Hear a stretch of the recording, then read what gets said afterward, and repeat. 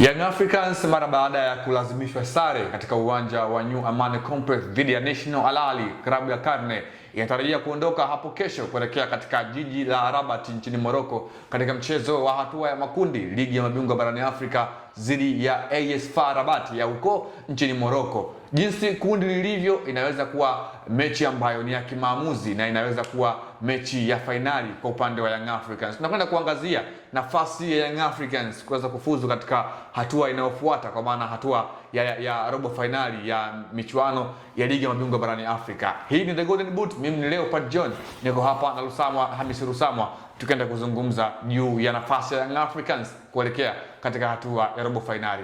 Lusamwa, Young Africans sare nyumbani, anaondoka anaelekea katika jiji la Rabat katika uwanja mgumu wa Prince Moulay Abdelrahman Stadium katika jiji la Rabat pale nchini Morocco dhidi ya timu ya jeshi AS FAR ya kule nchini Morocco. Young Africans nafasi yake ni hipi katika michuano ya ligi ya mabingwa barani Afrika? Kulingana na aina ya timu ambayo Young Africans wanayo kwa maana ya wachezaji na mazingira yenyewe ya mchezo ambayo walionao Young Africans, mchezo utakaokuwa unahusisha Young Africans dhidi ya AS FAR Rabat, unaweza kusema ni mchezo ambao to some extent una nafuu kwa sababu hakutakuwa na mashabiki uwanjani kama sikosei. Kwa hiyo hapo tayari pressure ile nje uwanja inakuwa absorbed tayari, automatically inakuwa absorbed.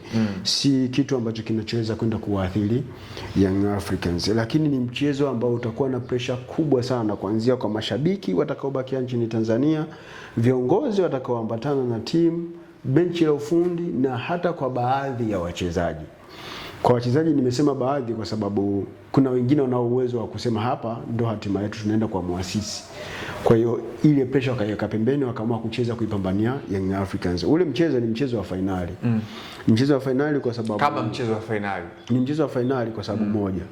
Mchezo wa finali kwa sababu AS FAR Rabat akipata matokeo ya mbili, yani kuna gap la bao mbili, 3-1, 2 bila, automatically mashindano ya Yanga yameishia hapo.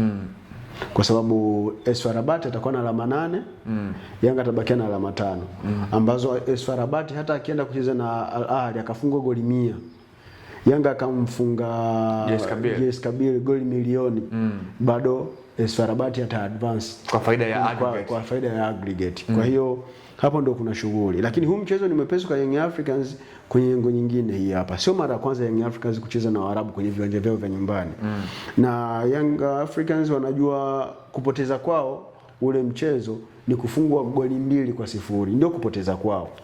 Wakifungwa 1-0 hawajapoteza, bado watakuja kuamua mechi yao na JS Kabylie, ndio itakuja kuamua kwamba wakimshona goli nyingi JS Kabylie wanaweza waka advance, kwa sababu watakuwa wametai kwenye nini, kwenye aggregate Yanga na AS FAR Rabat.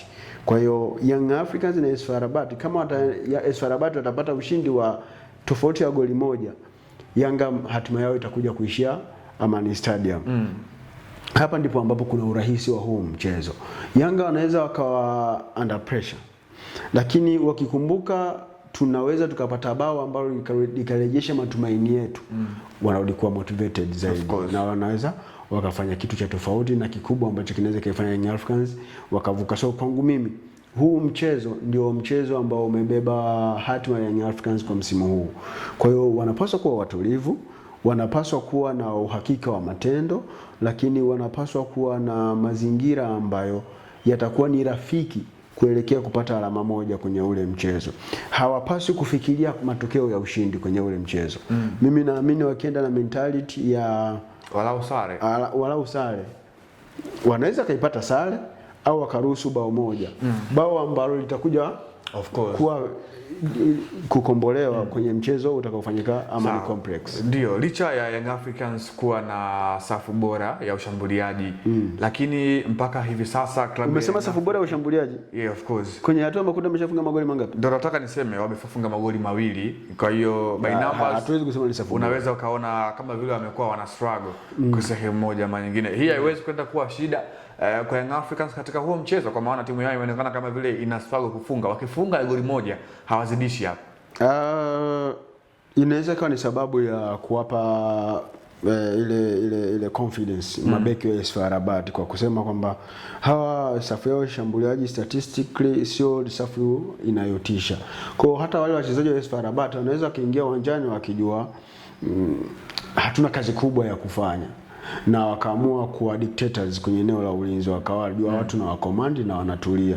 Hawana uwezo wa kutukomandi wao, kwa sababu mngekuwa mnamshona mtu goli 4-5 3-4 watu watasema tukileta mdhaa wanaweza wakatuadhibu.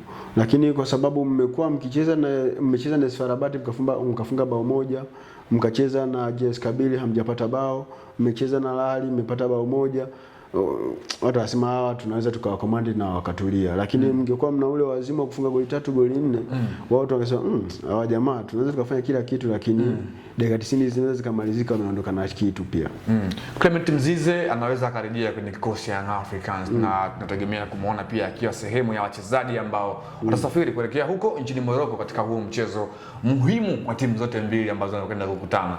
Clement Mzize anakwenda kuongeza kitu kwenye timu ya Young Africans kwenye huo mchezo.